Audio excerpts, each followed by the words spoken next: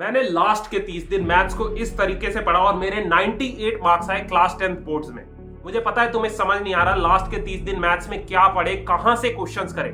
सच बता रहा हूं, इस वीडियो को फॉलो करने के बाद तुम्हें मैथ्स में प्यार हो जाएगा और तुम्हारे भी 95 98 मार्क्स आएंगे क्लास 10th बोर्ड्स में। Hi everyone, my self Shubham. तो यार टाइम वेस्ट नहीं करूंगा, सीधा मुद्दे पे आता हूं। मेरे क्लास 10th में मैथ्स में हाईएस्ट मार्क्स आए थे, दैट वाज 98, और मैथ्स की वजह से ही मैंने IIT जेईई का एग्जाम क्रैक कर।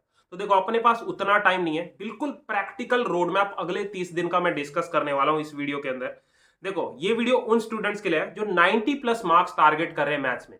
प्रॉपर एक एक चीज डिस्कस करेंगे, कहां से करना है, कौन से चैप्टर्स करने हैं, कहां से क्वेश्चंस प्रैक्टिस करने हैं। बच्चों को डाउट होता है भैया क्वेश्चंस नहीं बनते मैथ्स में, इसका भी मैं सॉल्यूशन बताऊंगा। आपका काम क्या है, वीडियो को बिल्कुल एंड तक देखना है। वीडियो को लाइक करके कमेंट सेक्शन में लिख दो कि I will get 95% in class 10th board. Confidence चाहिए तुम्हारी तरफ से, ठीक है।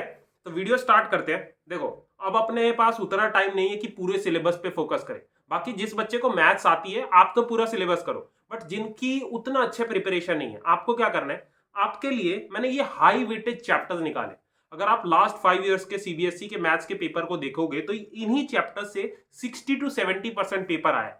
ये मैंने आपके चैप्टर्स के नेम और इनका वेटेज दे रखा है। पहले पे है सर्कल्स एंड ट्रायंगल्स, 15 मार्क्स इससे क्वेश्चन आते हैं। सेकंड पे है ट्रिग्नोमेट्री, 12 मार्क्स इससे क्वेश्चन आते हैं। थर्ड पे है स्टैटिस्टिक्स प्रोबेबिलिटी, 11 मार्क्स।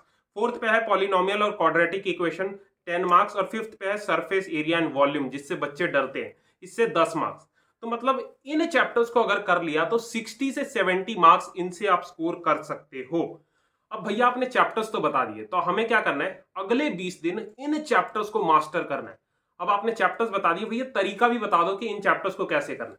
तो सबसे पहली चीज, अब अपने पास उतना टाइम नहीं है कि हम extra books RS Agarwal, RD Sharma जैसी बुक सॉल्व करें। तो आपको क्या करना है, NCERT को अपना दोस्त बना लो।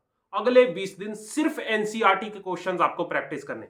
सबसे पहले जैसे कोई चैप्टर आपने मान लो सरफेस एरिया एंड वॉल्यूम खत्म करा, अब सरफेस एरिया एंड वॉल्यूम्स की जितनी भी एक्सरसाइज हैं उससे पहले एग्जांपल्स होते हैं। बच्चे एग्जांपल्स मिस कर देते हैं। सबसे पहले आपको सारे एग्जांपल्स प्रैक्टिस करने हैं, खुद से करके देखना है। दूसरी चीज, जितनी भी एक्सरसाइज के क्वेश्चंस है, सारे क्वेश्चंस को कम से कम 2 से 3 बार प्रैक्टिस करना है। और तीसरी चीज, जो NCERT की एडिशनल एक्सरसाइजेज है उसको बच्चे छोड़ देते हैं। भाई अगर आप पेपर उठा के देखोगे ना CBSE का, direct questions in additional exercises से आते हैं। तो एडिशनल एक्सरसाइज भी आपको अच्छे से करना है। नेक्स्ट इंपॉर्टेंट चीज डिस्कस करनी है। बच्चे मुझसे बोलते हैं भैया मैथ्स के क्वेश्चंस नहीं बनते। इसका सबसे बड़ा रीजन है, बच्चे गलती क्या करते हैं, बच्चे मैथ्स का क्वेश्चन पढ़ते हैं, उसका सॉल्यूशन एक बार दिमाग में सोचेंगे, उनको नहीं आता, डायरेक्ट जाके सॉल्यूशन देख लेते हैं। यही सबसे बड़ी गलती है।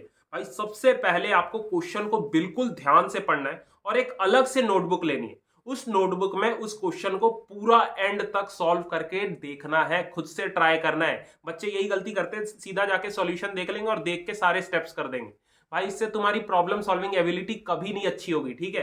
पेपर में कहीं बाहर से क्वेश्चन आ गया, आप कर ही नहीं पाओगे।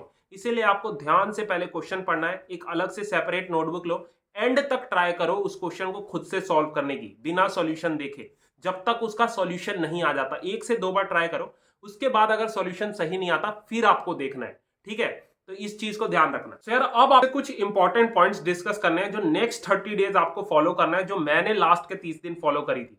बहुत इंपॉर्टेंट टिप्स है, ध्यान से सुनना। सबसे पहली चीज, प्रैक्टिस करना स्टार्ट कर दो। आज से डेली आपको 4 से 5 घंटा अलग टाइम निकालना है मैथ्स की प्रैक्टिस करने के लिए। बच्चे क्या करते हैं, एक बार कोई चैप्टर की प्रैक्टिस करेंगे, उसके बाद दोबारा टच ही नहीं करते, जो कि सबसे बड़ी गलती है। भाई प्रैक्टिस करना बहुत जरूरी है। हर चैप्टर को कम से कम 2 से 3 बार आपको प्रैक्टिस करके देखना पड़ेगा, NCERT के सारे क्वेश्चन।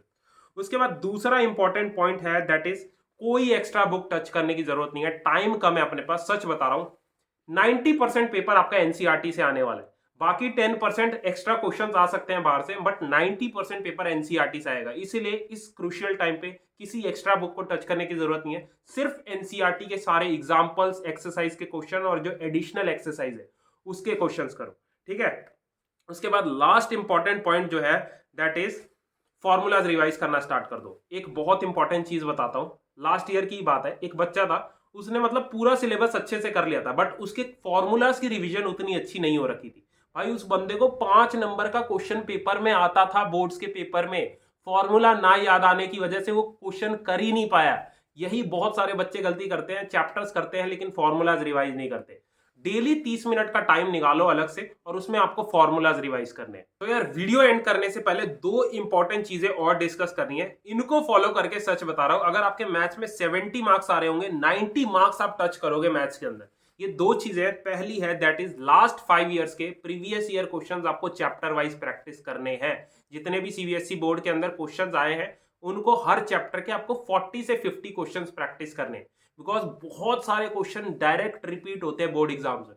तो प्रीवियस ईयर क्वेश्चंस आपको करना है। तो किसी अच्छी प्रीवियस ईयर क्वेश्चन बुक का मैं लिंक डिस्क्रिप्शन बॉक्स में डाल दूंगा, ऑर्डर कर लेना, ठीक है।